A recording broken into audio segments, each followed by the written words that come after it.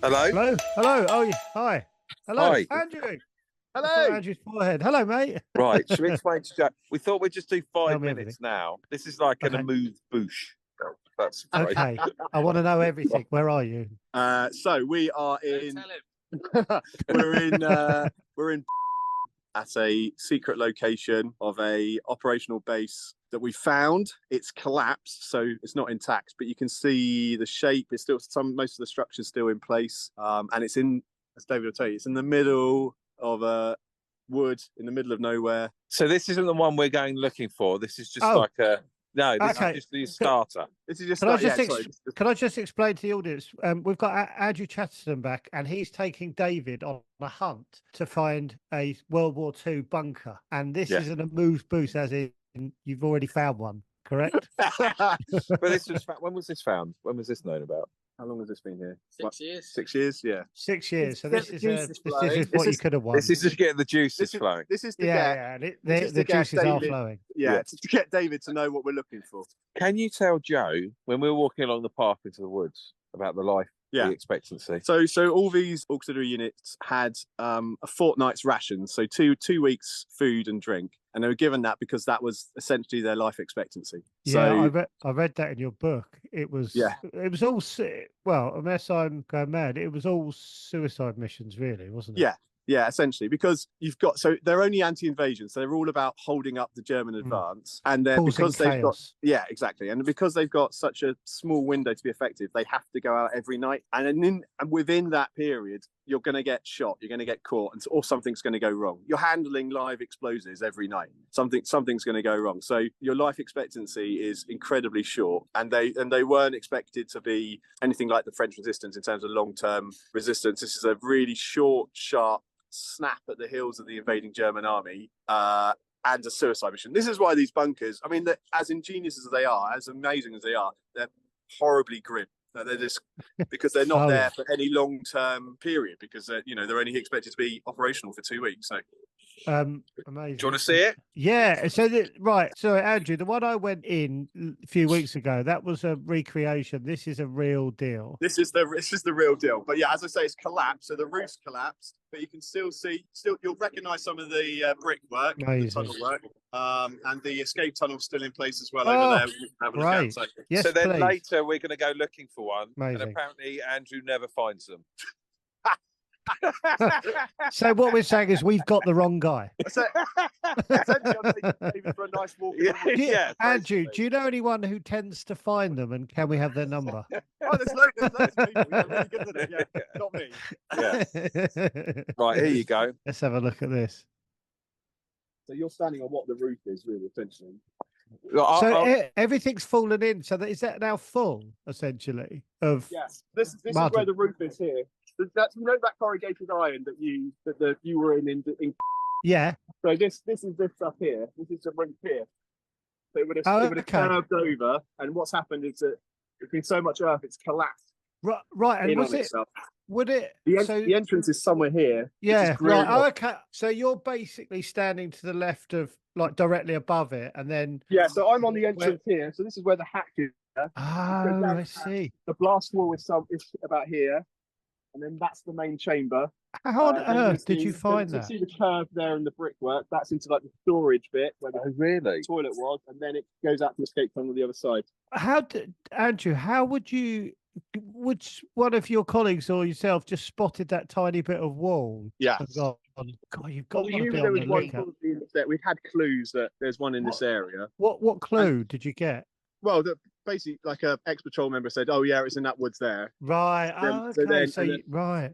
And we also knew, we walked past the entrance to a farm just up the road, and that's where one of the auxiliaries lives. That he was a farmer there, so this makes sense for it to be here. And then I mean, here it is.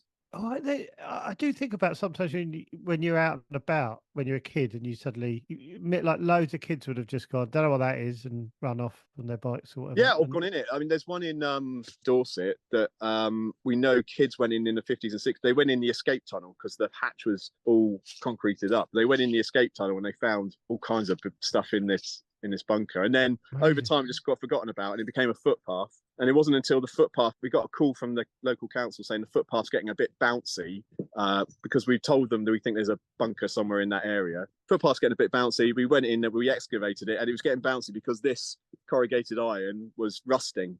And so people were using the footpath for like 80 years. Right. It was starting to give way. So someone could have just suddenly gone. Have you ever found anything personal in them? We've never found a diary or anything. I mean, the most that you find really are like drinks bottles, things like that. You don't really find condoms. Yeah, loads of Johnnies, hoppers, loads of porn mags and blue bags. Okay, started to sell it to us. Yeah. Can I see the escape tunnel? Where the escape tunnel? Yeah, so it's not quite the escape tunnel you came out of. Oh, there you go. Carpeted. This is the hatch. That's the entrance. This is Sean, by the way. Hello, Sean. Are you standing on the escape tunnel? So I don't understand.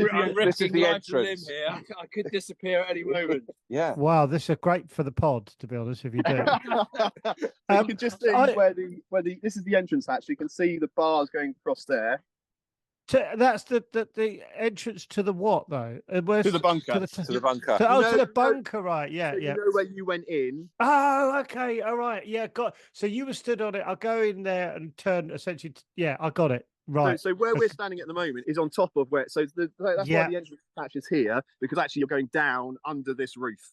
And that's lasted. That's all brick, so that's why that's lasted, isn't it? Yeah, exactly. So we're right on top here. This is why it seems weird that the hatch is the same level as the roof, but because that you go down and then underneath. And there's no way of not conserving it, but sort of digging it out and seeing more. We have got permission to dig this one out. So have you? At some point in the near future, we're going to bring the equipment to dig it out because Series 11. Andrew, can we book you in now? Can we hold up your process, basically? So the exciting thing about this one is we're not sure when it collapsed. So it might have collapsed really early on, in which case it will have preserved anything that's left in there. It's just 70 or 80 years worth. So you need it to be slightly shoddily built. Correct. Well, that's the only way you find, because if this was intact, you're walking down there and the roof's still in, and the earth, you would there's no way you'd find it. So sometimes you do need a collapse. Yeah, you need a collapse to be able to identify it. And where can you show me where my favourite bit is the tunnel, where the tunnel leads from? Yeah, so this is great camera work, David. By the way, what's that? Great camera work. I'm seeing everything I want. Yeah, normally it's like that. And you're not puffing and panting, which is nice. Ooh, so this is the storage bit, and you can see that way to the left. From where I'm thinking, there's another hole going underneath. Oh, David, wonderful. I feel like. Oh, this is it. This is how we do it. So main chamber in here, and then storage area, and then escape tunnel goes under the ground here. Yeah. And so this is where it comes up. You can see a metal bar across here.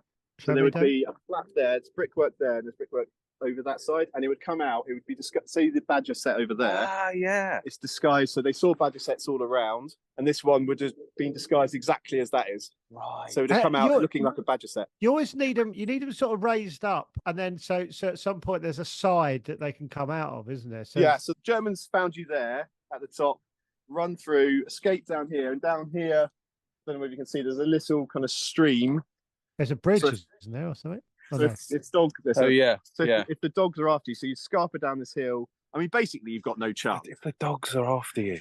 Oh no, don't. Oh. But Andrew, can I ask a question? How long would it take to find the right spot? Because I'm like, it's a lot of factors you got to find. Like, because I remember you saying it's got to have a good view of the area. It's got to have the bit so you can escape. You know, it's a lot of like it might take a while to find the right spot. Or is there a chance there might not be a right spot in your village?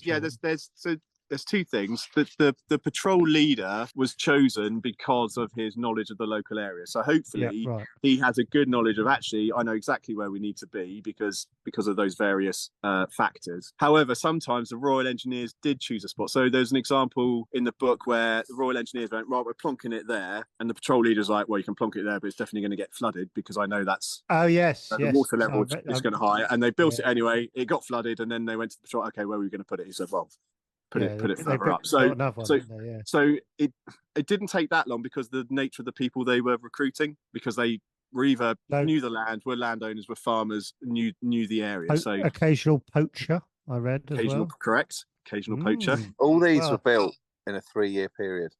Wow. Isn't it just?